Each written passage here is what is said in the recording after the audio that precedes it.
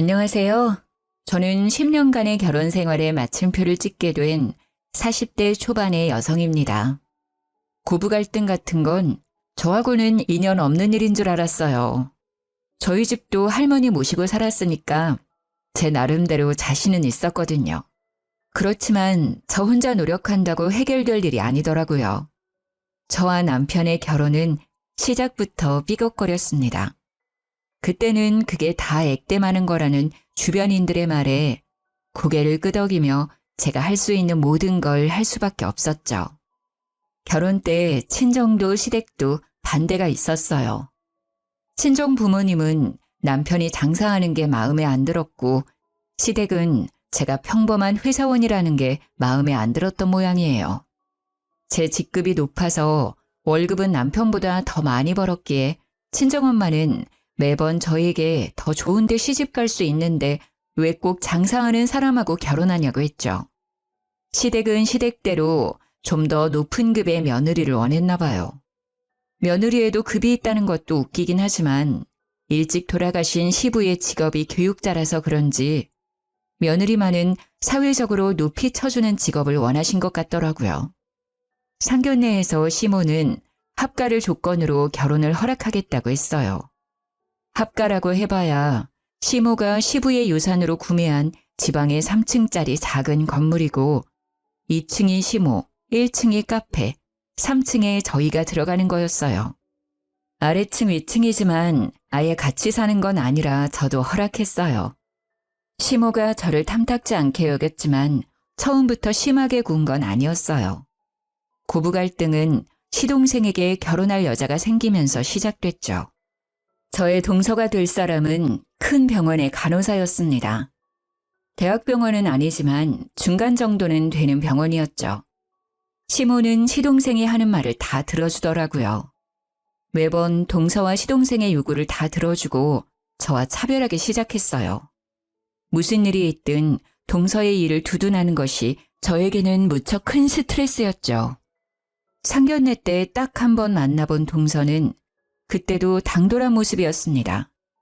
제가 결혼할 때는 합가를 하기 때문에 남편이 집을 가지고 있는 쪽이었고 시모는 그걸 이유로 예단과 예물을 모두 원했습니다. 저는 예단비를 2천만 원 해드렸고 남편과 시댁의 예물로 거의 1,000만 원을 썼어요. 보통은 꾸민비라고 돌아오는 돈이 있는데 그것마저 없었죠. 친정집에서는 이런 경우가 어디 있냐며 요즘 세상에 합가까지 하는데 너무하다는 반응이었지만 저는 이제 곧 가족이 될 사이니 분란을 만들고 싶지 않았어요. 어차피 저는 몸만 들어가는 거니까 괜찮다고 생각했죠. 그런데 이번에 시동생이 집에 와서 하는 이야기를 들으니 상견례 때의 그 당돌한 모습의 동서가 생각나더라고요. 엄마, 여자친구가 꾸민비로 명품백을 달라고 해. 혹시 해줄 수 있어? 명품백? 얼마짜리길래 이렇게 조심스럽게 물어봐? 한 1,000만 원짜리인데 진짜 예쁘고 어디 가서 자랑하기 좋아. 1,000만 원요? 여자친구가 예단비로 1,000만 원 보냈다고 하지 않았어요? 그런데 1,000만 원짜리 백을 꾸민비로 돌려주는 건 어머님이 좀 힘들지 않으실까요? 1,000만 원이 무슨 대수야. 내 아들이랑 결혼하는데 그 정도는 해줘야지. 큰일하는 며느리한테 그 정도는 있어야 되지 않겠어? 저는 시모의 그 말에 서운한 기분을 느껴야 했어요. 저 결혼할 때는 꾸민비는커녕 저희 집에도 해준 게 하나도 없으면서 동서에게는 뭐든 다 해주려는 시모의 모습에 차별을 느꼈거든요. 그래도 이해하려고 했어요.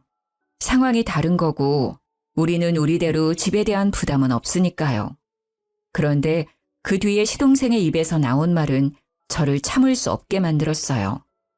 그리고 엄마, 우리 이번에 신혼집은 병원 근처로 구할 건데 아파트 들어갈 때 돈 좀 보태줘. 우리는 아직 모아놓은 돈이 많이 없어서 엄마가 좀 해주면 좋을 것 같은데. 그래? 병원 근처면 우리 집 근처기도 하네.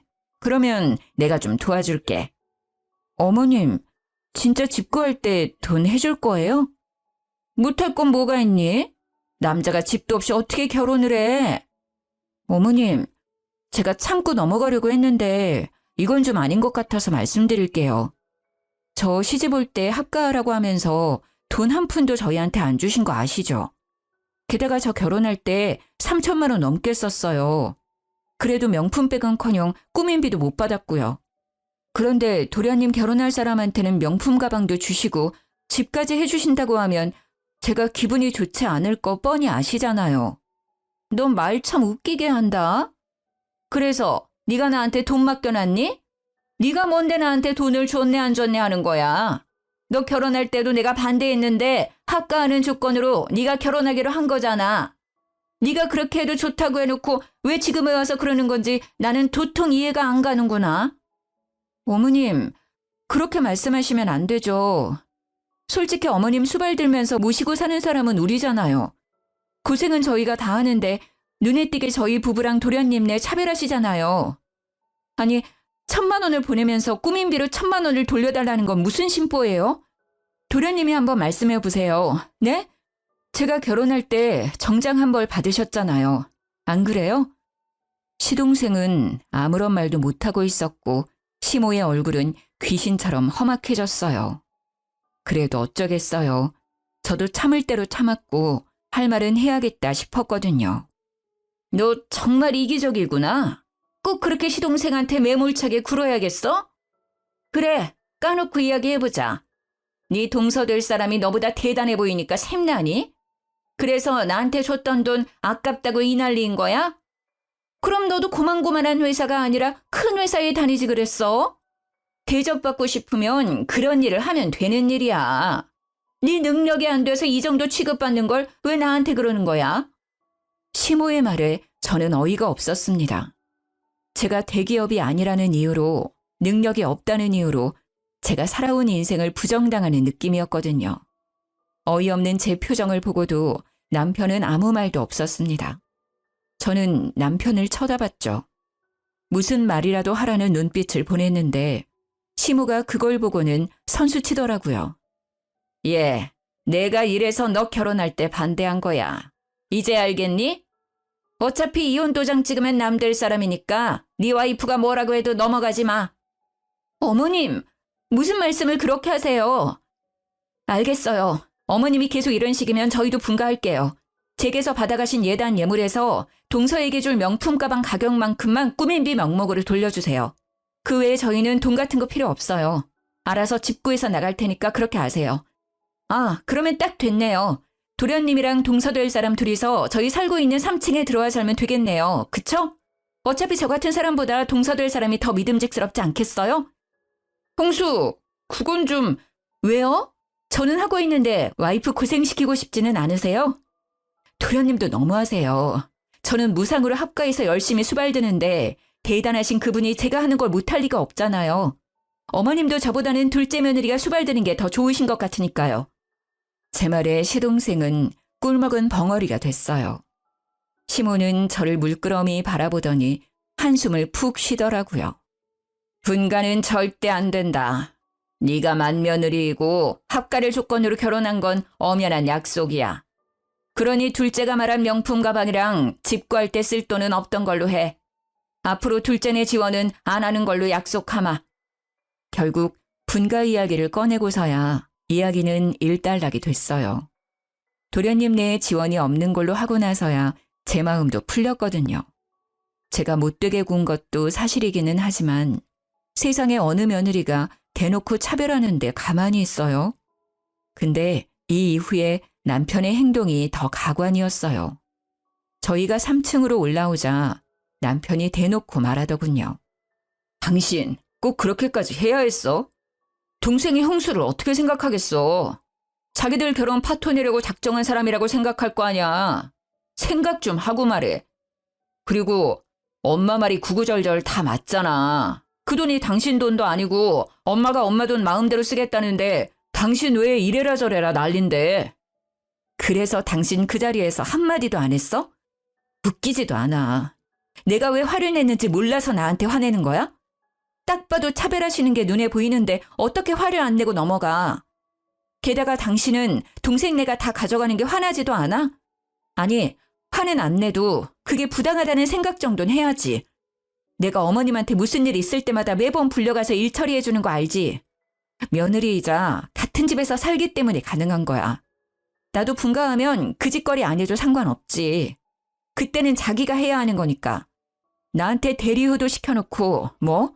고맙다고 해도 모자랄 판에 나한테 화를 냈다 이거지? 아니, 그건 고맙게 생각하고 있지. 그치만 그건 그거고 이건 이거지. 당신은 그게 문제야. 당신이 제일 잘나고 당신이 제일 힘들다고 생각하는 거. 당신보다 대단한 사람 널리고 널렸어. 자기가 아무리 회사에서 잘 나가는 사람이라도 우리 집에서는 가족의 일원으로 며느리답게 행동해야 하는 거야. 어째서 그런 기본적인 일조차 모르는 건데? 회사에서 그런 건 안 가르쳐줘? 어? 지금 말 다 했어? 내가 언제 나 잘났다고 했어? 부자 하니까 사람을 우습게 알고 당신 해야 할 일을 내가 해주니까 그게 당연한 줄 알지? 알았어. 당신이 그렇게 생각하는 거 보니 나도 이제 어머님 모시는 일 안 할게. 당신이 더 잘한다는데 못하는 나한테 맡겨? 며느리답게 행동하라고? 그럼 며느리 대접을 좀 하라고 말씀드려줄래? 어이가 없어서. 내가 시댁 들어와서 살고 있으니까 네가 대단한 사람이라고 생각하나 본데 나도 우리 집 가면 귀한 딸이야. 이런 집에서 이런 대접받을 사람 아니라고. 열받은 제가 시댁과 관련된 모든 일을 스톱하고 나서야 남편은 제게 사과를 했어요. 하지만 이미 제 마음속에는 남편이 제 편이라는 철석 같은 믿음이 사라졌죠.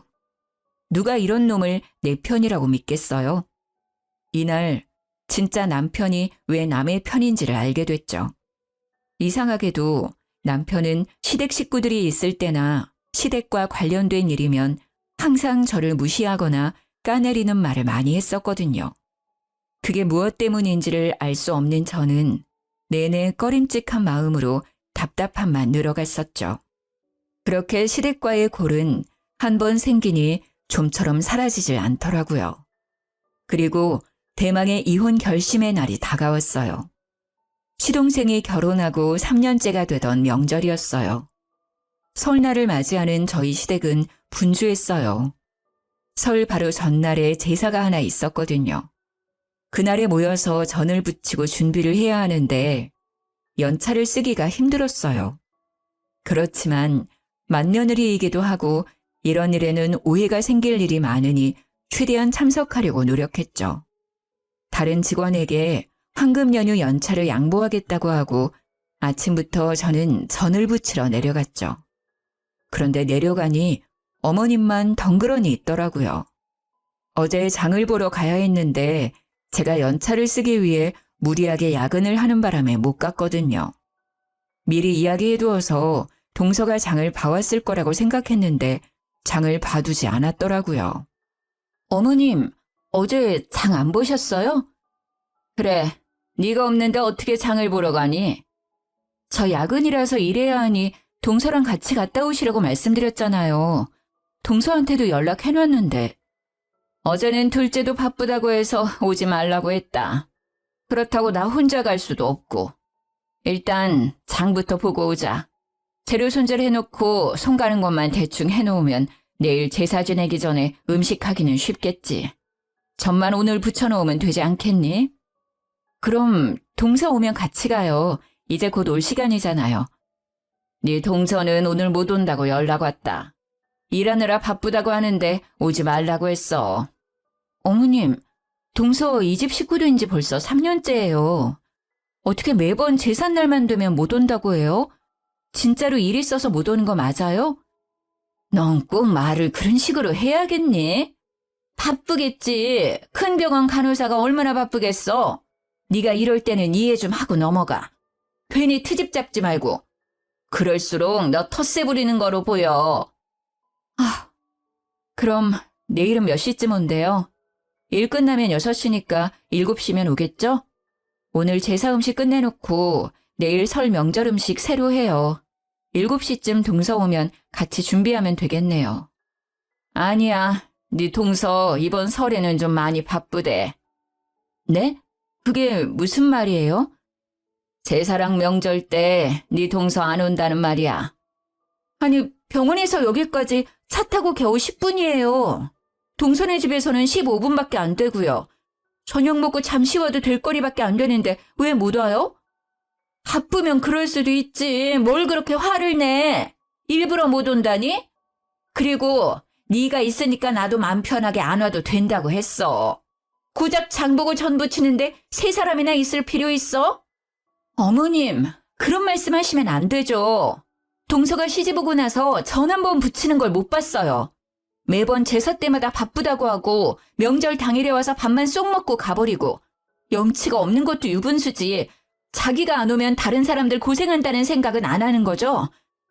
너 지금 너 혼자 고생한다고 나한테 뭐라 그러는 거니? 네가 맏며느리로 들어왔으면 당연히 해야 할 일이지. 손아래 사람을 보듬어 줄 생각을 해야지. 매번 이렇게 흉을 보고 텃세를 부리니 둘째가 정을 못 붙이는 게야. 마음을 좀 곱게 써. 저도 바쁜데 다른 사람한테 사정하며 부탁해서 여기 온 거예요. 자기만 바쁜 게 아니라는 걸 왜 몰라요? 다 큰 성인이? 그런 일이 있으면 저한테도 전화해서 알려야 하는 거 아니에요? 그리고 정을 붙이려면 얼굴을 봐야 미운 정이든 고운 정이든 들 거 아니에요. 어떻게 제삿날 얼굴 한 번을 못 봐요? 그리고 제가 고생하는 거 알고 계시면서 어머님은 어떻게 동서한테 마음 편히 오지 마라는 말을 하실 수 있으세요? 그럼 어떡하니? 일은 못 뺀다는 애를 강제로 어떻게 오게 해? 정 그렇게 둘째를 오게 하고 싶으면 네가 하든지. 결국 제사 음식 준비는 제가 다 했어요. 오지 않은 동서도 얄미웠지만 그런 동서를 무조건 두둔하고 있는 시모가 더 밉더라고요.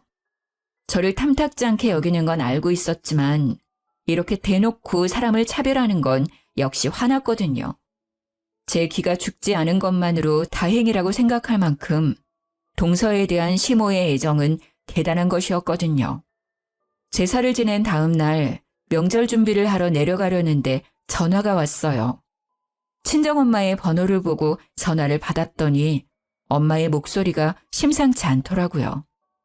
야, 너 빨리 좀 와봐라. 너희 아버지가... 아유...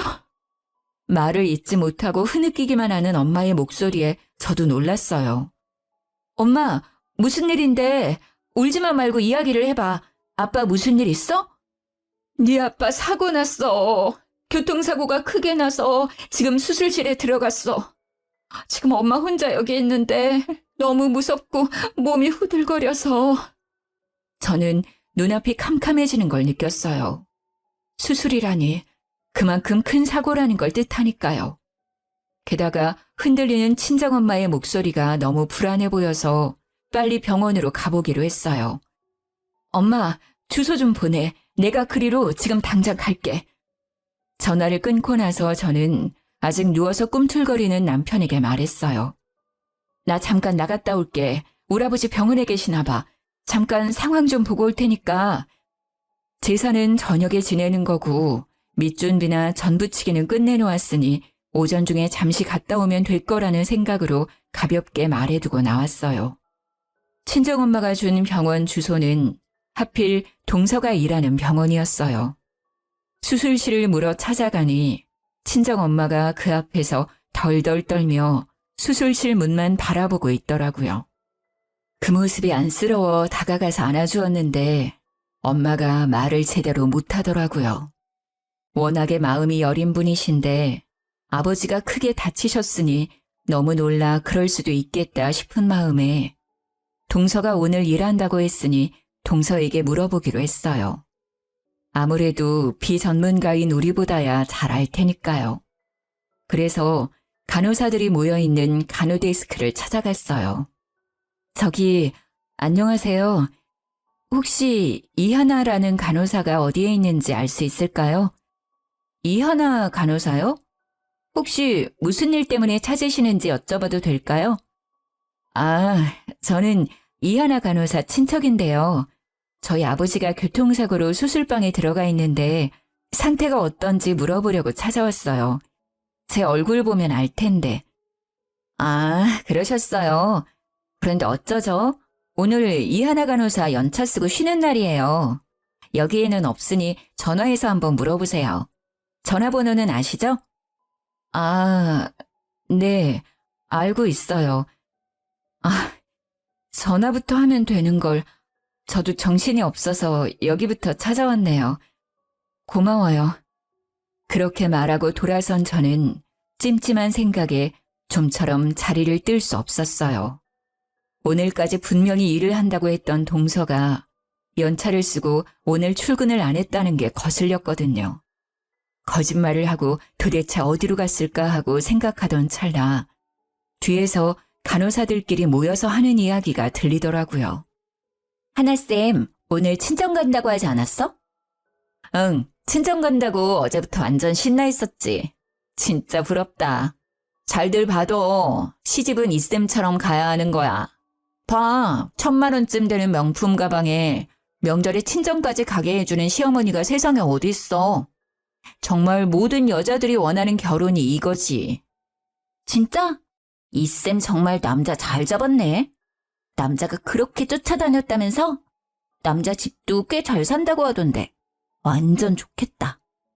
간호사들끼리 하는 그 이야기를 옆에서 듣고 있던 저는 순식간에 화가 머리 끝까지 오르는 것이 느껴졌어요. 저한테 모든 일을 맡기고 연차 쓰고 친정 간 동서도 사주지 않겠다고 했던 명품백을 사준 시모도 시댁 식구들 일이라면 제 탓부터 하고 보는 남편도 모든 게 진절머리가 나더라고요. 싹 다 갈아엎어버리고 싶을 만큼요. 열이 받아 어떻게 이 인간들에게 복수할까 하고 생각하는 찰나 시모에게서 전화가 왔더라고요. 얘, 너 오늘 제삿날인 거 모르니? 생각이 있는 애야 없는 애야? 지금 일도 안 하고 어디 가서 자빠져 놀고 있는 거야? 빨리 집으로 와서 제사 음식 마저 만들어. 어머님, 친정아버지 교통사고 나서 지금 병원 와 있어요. 지금 수술 들어가셔서 상황 보고 갈게요. 어차피 수술 들어가면 수술하는데 시간 걸리잖아. 그 시간에 집에 와서 음식 해놓고 가. 그리고 사부인이 거기 계실 텐데 너는 왜 갔어? 사부인이 다 알아서 하실 테니까 너는 거기서 농땡이 피울 생각하지 말고 제사상이나 차리러 와. 넌 시집을 와놓고는 아직까지 친정 챙기면 어떡하니? 그러니까요. 시집을 온 주제에 제삿날이며 명절날에 꼭 친정에 가는 동서한테도 그 이야기 들려주세요. 뭐? 무슨 소리 하는 거야? 걔는 오늘 일한대. 그래서 못 온다니까? 지금 저한테 거짓말 하시는 거예요? 진짜 어이가 없어서. 저 지금 동서병원이에요. 아버지 상태가 심해서 이 큰 병원까지 왔는데 세상에 동서가 연차 쓰고 친정 갔다네요. 그것도 시어머니가 그렇게 하라고 했다는데 그럼 3년 내내 어머님이 동서 집에 보내주신 거예요? 그래놓고 친정아버지 아파서 수술실 들어간 저한테는 당신네들 제사 허드렛일 해주러 오라고요? 내가 왜요? 내가 왜 가야 되는데요? 너는 맏며느리잖니. 네가 없으면 제사를 어떻게 지내? 맏며느리는 그 집 귀신이 돼야 하는 법이야. 너한테는 친정보다 시댁이 우선이 돼야지. 맏며느리 취급도 안 하면서 맏며느리요? 다 필요 없고요. 저 안 가요. 오늘 제사상 어머님이 차리든 남편이 차리든 누구든 차리라고 하세요. 저는 뭐라고 말하는 시모의 전화를 신경질적으로 끊어버렸어요. 화가 나서 씩씩거리다가 갑자기 그런 생각이 들었어요. 안 해주겠다던 명품 가방을 해줬다면 지금 동서가 살고 있는 그 집도 시모가 돈을 보태줬지 않을까 하고요. 아닐 거라고 생각하면서도 마음이 계속 그 생각만 들더라고요. 다 해주고도 나한테 비밀로 한 거라면 집도 똑같이 해줬을 테니까요. 아버지 수술이 끝나고 친정엄마의 상태도 괜찮아졌어요. 저는 엄마가 먹을 만한 걸 사오겠다는 핑계로 병원 밖으로 나왔어요. 그리고 그 길로 동서가 사는 아파트 입구의 부동산으로 향했어요. 동서가 신혼집으로 들어간 뒤 계약할 때 공인중개사가 너무 좋았다는 말을 듣고 저도 명함을 받아놓은 적이 있었거든요. 이름이 특이해서 기억에 남았어요. 저는 집을 보는 것처럼 해서 그 부동산으로 들어갔어요. 안녕하세요. 아파트 좀 알아보려고 하는데요. 직접 들어가 볼 건 아니고 요즘 시세만 좀 알아보고 싶은데 괜찮을까요? 그럼요. 들어오세요. 네, 이 아파트 사려면 역시 대출을 껴야겠죠? 비싸서 대출 안 하고 사는 건 어려워 보여서요. 그래도 대출 없이 사가는 분들도 계시죠. 저 김성현이라고 여기서 계약한 사람이 저희 시동생인데요. 사장님이 잘해주셨다고 해서 저도 이쪽으로 온 거거든요. 아, 그분 기억납니다. 시간이 지났어도 잊지 못하죠. 시어머니가 같이 와서 계약할 때 현금을 주고 가시더라고요. 그런 상황이 저도 처음이어서 신기하게 생각했죠. 송금을 할 텐데 현금을 뽑아서 가지고 오는 일은 잘 없거든요. 결국 시모가 동서의 집까지 지원해줬다는 걸 알게 된 저는 분노와 화로 얼굴이 달아오르는 것이 느껴졌어요. 저와 동서를 차별하는 시모의 행동이 치를 떨 만큼 역겹고 짜증났으니까요. 병원으로 돌아온 제 전화기는 낮 12시를 넘어가기 시작하니 불이 나기 시작했어요. 저는 아버지 병상을 지키며 시모와 남편의 전화를 모두 무시했죠. 전화 받을 필요가 없잖아요. 어차피 식모처럼 부려먹으려고 전화질 하는 건데 제가 받아봤자 좋은 소리 못 들을 테고 제 기분만 더 더러워질 테니까요. 친정엄마를 집으로 보내 재운 저는 아버지 병실에서 하루를 보냈어요. 그리고 다음 날 친정엄마와 교대해서 친정집에서 씻고 백화점으로 향했어요. 그리고 저에게 주는 선물로 1,000만 원이 넘는 명품 가방을 질렀어요. 무슨 돈으로 샀냐고요? 곧 있으면 시모 칠순이거든요. 칠순 때 여행 보내드리려고 남편과 함께 넣던 적금을 깨서 샀어요. 그 가방을 사는데 속이 얼마나 시원한지 평소 같으면 그렇게 비싼 가방 어디 필요하냐고 했겠지만 그날은 정말 가슴에 응어리가 확 씻겨져 내려가더라고요. 그리고 그 가방을 메고 시댁으로 향했어요. 언제까지고 무시할 수는 없죠. 가서 직접 제 생각을 말해드리는 게 당연하다는 생각이 들었어요. 시댁에 들어가자 남편이 불같이 화를 내며 제게 따지더라고요. 당신 도대체 어디 갔다 온 거야? 제사며 명절 차리며 다 무시하고 잠깐 나갔다가 온다더니 하루 종일 전화도 안 받고 아예 외박까지. 거기다가 이 카드 내역은 또 뭐고? 무슨 쇼핑을 1,000만 원을 넘게 했냐고. 당신 미쳤어? 그 돈이 어떤 돈인지 알면서 쓴 거야? 그래, 그 돈이 어떤 돈인지 잘 알고 썼다. 왜? 당당한 제 모습에 남편은 당황한 건지 기가 찬 건지 말을 못 하더라고요. 시어머니 칠순 때 여행 보내드리려고 모은 통장이잖아. 근데 이제 그거 필요 없게 돼서 내가 썼어. 그리고 내가 어제 왜 제사 명절 참석 못하는지 어머니한테 자세히 말씀드렸는데 못 들었나 봐? 뭐? 무슨 일 있는데? 큰일이야? 아무리 그래도 그렇지. 적금은 왜 깨서 쓴 거야? 가방 말이야. 명품 가방. 어머니가 나한테 거짓말 하셨더라고. 동서한테 명품 가방 안 사주겠다고 하셔놓고선 사주셨더라고. 그럼 난 뭐야? 이 집구석에서 아무도 나 안 챙겨주면 나라도 날 챙겨야 하잖아. 그래서 나한테 명품 가방 선물했어. 어차피 어머니 칠수는 여행 안 보내드릴 거거든. 명품 가방? 설마 그런 이유 때문에 그 돈을 다 쓴 거야? 동생이잖아. 이해 좀 해. 왜 당신은 매번 동서 이야기만 나오면 혼자 자폭이야. 자격지심이라고. 열등감 가져서 이렇게 행동하는 거야. 열등감? 가짜는 소리 하고 있네. 누가 누구한테 열등감을 가져? 웃기고 있네. 열등감이 아니라 분노야. 어머니가 동서와 나에게 가지는 차별에 대한 분노. 일은 있는 대로 내가 다 하는데 항상 좋은 건 다 동서가 가져가잖아. 그리고 제일 문제는 당신이야. 와이프가 이런 부당한 대우를 당하고 있는데도 와이프 탓만 하는 당신. 그때 시동생과 동서가 들어오더라고요. 차례가 다 끝나고 식사하러 온 거겠죠. 친정집에서 편안하게 놀다가 돌아와서는 아무것도 모르는 표정으로 제게 인사하더라고요. 가증스럽기까지 하더라고요. 내가 다 알고 있다는 걸 모르겠죠. 동서 왔네? 잘 왔어. 친정아버지 어제부터 입원해 있거든. 동선의 병원에. 그래서 오늘은 동서가 뒷정리해줘. 형수님, 제사상 차리고 치우는 거 힘든 거 알고 있는데 꼭 힘들게 일하고 온 사람한테 일을 시켜야 속 편하겠어요? 힘들게 일을 하고 왔어요? 어디서요? 이상하네요. 저희 아버지 동선의 병원에 입원했는데 동서는 연차 쓰고 친정 갔다고 하더라고요. 혹시 동명이인일까요? 그것도 아니면 동서 병원 옮겼어? 빈정대는 제 말투에 동서의 얼굴은 새파랗게 질리고 시동생의 얼굴도 아차하는 표정이더라고요. 다 알고 있어요. 그러니까 앞으로 제사상 차례상은 동서가 차려. 나는 앞으로 일절, 명절 제삿날에 안 올 거니까.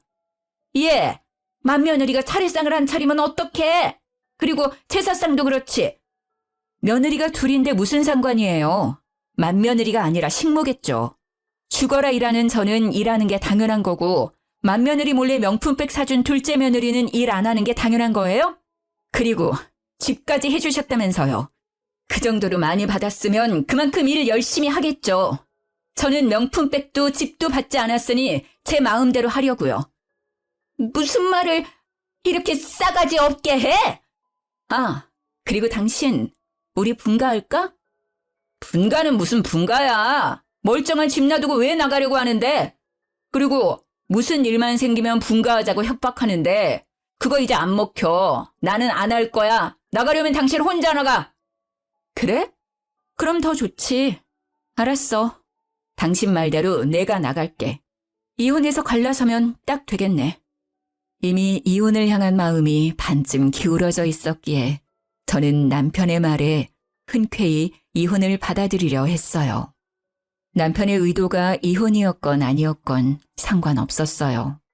그냥 이 개떡 같은 집구석에서 빠져나가고 싶은 마음뿐이었거든요. 어차피 저야 월급도 빵빵하고 직급도 높아서 남편보다 더 잘 벌고 있었거든요. 그리고 결혼할 때 사둔 땅값도 꽤 많이 올라서 조만간 팔 생각이었거든요. 그 땅값이면 저랑 딸 둘이 살 집 정도는 충분히 마련할 수 있거든요.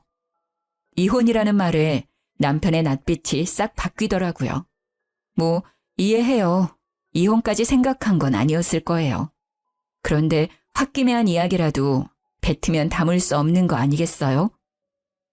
여보, 잠깐만. 내가 언제 헤어지자고 했어? 그냥 잠시 별거 정도로 생각하고 한 말이야. 갑자기 왜 이혼이라는 말이 나온 거야? 다 필요 없고 그냥 이혼해. 당신 나랑 같이 있고 싶지 않다며. 싫은데 왜 같이 있어? 그냥 헤어지는 게 깔끔하고 좋지. 그러니까 내가 이혼하고 나가줄게. 그럼 됐지? 갑작스러운 저의 이혼 선언에 모두들 혼란스러워 보였습니다. 특히 동서의 얼굴이 멍하더라고요. 저는 콕 집어 동서에게 친절하게 말해줬어요. 나 이혼하면 동서가 3층에 들어와서 살면 되겠네. 딱 좋겠어. 어머니도 동서 그렇게 좋아하는데 얼마나 잘해주시겠어. 어머니도 능력 있는 동서가 봐주시는 게 좋잖아요. 안 그래요? 여보, 제발 그런 말 하지 마. 당신이 왜 나가? 이렇게 한번 싸운 걸로 이혼 이야기 나오는 건 좀 너무한 거 아니야? 일단 진정하고 마음을 가라앉힌 뒤에 다시 이야기해보자. 한 번 싸운 거라고. 당신이 매번 시댁 식구들 앞에서 낚아내리는 거 참는 것도 이제는 한계야. 막말로 내가 당신보다 돈 더 잘 버는 것도 사실이고 당신보다 능력 좋은 것도 사실이잖아. 그러니까 애는 내가 데려갈게. 어차피 당신이 데려가봐야 친권, 양육권 뺏길걸? 아니, 이게 다 무슨 소리야? 네가 우리 아들보다 돈을 어떻게 더 많이 벌어? 네가 무슨 능력이 돼서 우리 손녀딸을 데려간단 말이야? 어머니, 좀 그만하세요. 이 사람 회사는 중소기업이라도 직급이 높아요. 월급이 제 한 달 버는 돈에 배가 넘는다고요. 가지고 있던 재산도 저보다 더 많고요. 남편의 말에 시몬은 깜짝 놀라며 제 얼굴을 쳐다보더라고요.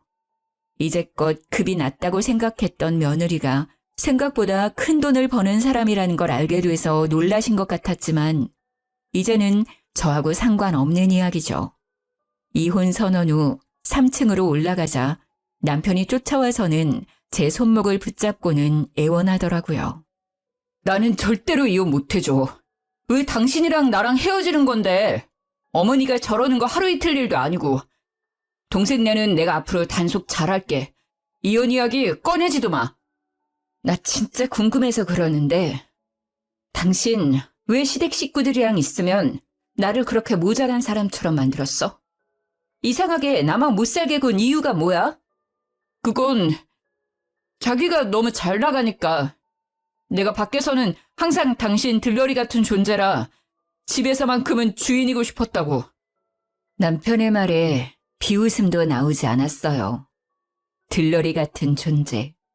자신의 자격지심으로 이제껏 저를 괴롭히고 고부 갈등에도 아무런 방어를 해주지 않았다는 게 괘씸하고 열받았지만 이것도 이제는 끝인 거죠. 그래, 마누라 까내리고 얻은 그 자존감 오늘까지겠네. 당신이 그러지만 않았어도 내가 버는 돈은 다 자기 거였어. 넌 줄 한 번 잘못 써는 바람에 다 날아가게 생긴 거라고. 다 됐고 어머니랑 살면서 우리 애한테 줄 양육비나 까먹지 말고 잘 챙겨. 내가 당신보다 잘 산다 해도 양육비는 내가 아니라 당신이 딸한테 보내는 거니까. 그 정도 아빠 노릇은 잘할 거라고 생각할게. 망연자실한 표정의 남편에게 저는 마지막 한 방을 때려줬어요. 그리고 내가 시어머니랑 동서 때문에 자기랑 이혼하는 거라고 착각하는 것 같은데 아니야. 내가 이혼을 택한 이유 중에 50%는 당신 때문이거든? 힘들 때 도와주기는커녕 내 탓으로 돌리고 당신 위해서 한 일들을 욕심 많은 여자로 치부한 당신 탓. 저는 애를 데리고 그날부로 친정으로 돌아왔어요. 제 명의의 땅을 팔아서 소형 아파트를 샀고 친정 근처에 집을 사서 육아도 친정 부모님과 같이 하고 있어요. 그 뒤로 남편과는 이혼 이야기가 아니면 연락을 끊고 살았어요. 그러다가 한번 시모를 만난 적이 있었어요. 이혼 후 첫 추석 연휴 때 백화점에서 마주쳤죠.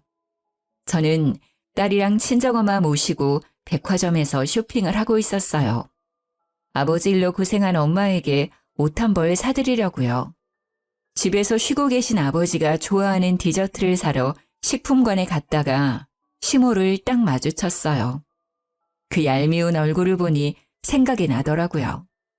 시모의 생일이 추석 연휴 근처였거든요. 안녕하셨어요? 장 보러 오셨나 봐요? 오늘이 생신이셨죠? 전 시모는 갑자기 제가 말을 걸자 당황한 듯 보였어요. 그래, 오랜만이구나. 아직도 내 생일을 잊어버리지 않았네? 그렇죠.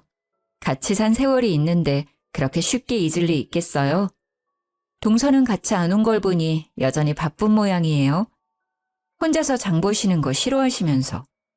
동서 이야기에 시모의 얼굴이 싹 굳어지더니 그렇게 귀해하던 동서의 욕을 하기 시작하더라고요. 그년 이야기는 꺼내지 마라. 내가 둘째 생각만 하면 자다가도 혈압이 오를 정도란다. 망할 것들이 합가하라고 했더니 합가 안 하겠다고 떼쓰고 매번 바쁘다는 핑계로 설이며 추석이며 나 혼자 지내고 있어. 생일상 받을 나이에 생일상 차리고 있으니 화가 나지 않겠니? 합가하고 집 살 때 들어간 돈 내놓으라고 했더니 세상에 연락을 뚝 끊어버리고는 그 집 팔아버리고는 직장까지 옮긴 거 있지? 기도 안 차서. 이제는 둘이 어디 있는지 알 수도 없어서 첫째랑 둘이 살아. 대학병원 간호사래서 그렇게 잘해줬는데 시아버지 유산을 모두 들고 날라버린 천하의 몹쓸 년이었어. 내가 미쳤지. 그런 년을 며느리라고 들인 내가 미친 거야. 게다가 둘째는 그년한테 완전히 빠져가지고는 결국 제가 예상한 대로 됐더라고요. 합가는 안 할 거라고 생각했어요. 그런데 집도 팔고 직장까지 옮겼다는 이야기에는 저도 너무 놀랐어요.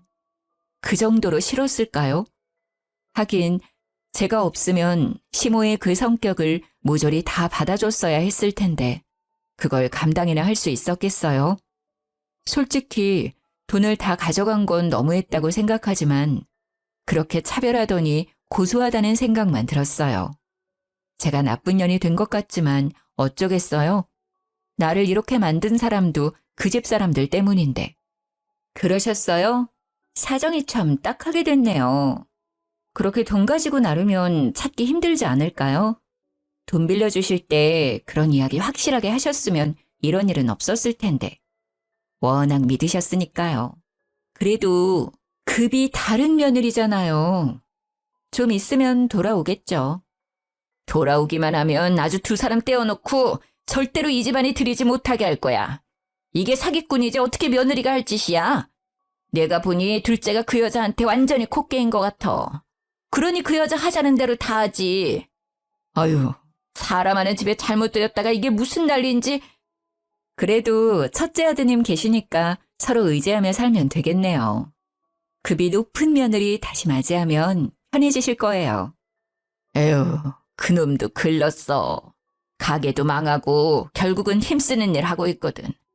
나는 사실 네가 돌아와주면 정말 좋을 것 같은데. 그건 안 되겠지? 확실히 네가 일도 잘하고 얼마나 나를 잘 받들었니. 그때 생각하면 진짜 지금은 아휴. 여전히 반성은커녕 본인 생각만 하고 있는 모습에 저는 소름이 끼칠 것 같았어요. 다시 돌아오라는 말은 와서 일하라는 것과 뭐가 다르죠? 여전히 며느리를 식모쯤으로 생각하는 그 시모의 태도가 참으로 화가 났어요. 그렇지만 화낼 필요는 없잖아요. 어차피 저와는 이제 남이고 두 번 다시 만날 일 없으니까요. 그러게 있는 며느리한테 잘하셨으면 생일에 밥 한 끼 못 얻어 드시지는 않았을 텐데 안타깝게 되셨어요. 좋은 며느리 찾을 수 있길 바랄게요. 단칼에 거절하는 제 모습에 희망이 보이지 않았는지 전 시모는 다시 동서의 욕을 하더라고요. 내가 그 망할 년 때문에 다 잃은 거 생각하면 딱히 둘째 며느리 때문에 모든 걸 잃은 건 아니지만 전 시모는 여전히 그렇게 생각하고 있더라고요. 그렇게 만든 건 본인 스스로였음에도 여전히 남 탓하는 모양새가 참 보기 웃겼어요.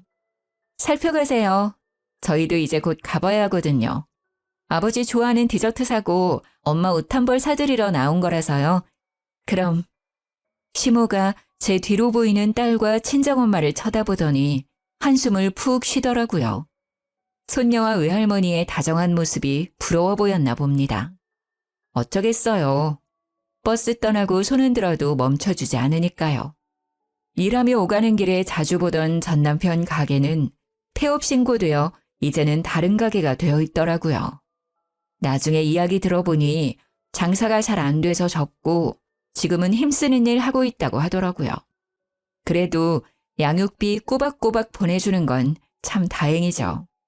고부 갈등과 남편의 자격지심으로 이혼한 저에게 재혼은 솔직히 꿈도 꾸지 못할 이야기였는데 최근에는 재혼을 앞두고 있어요.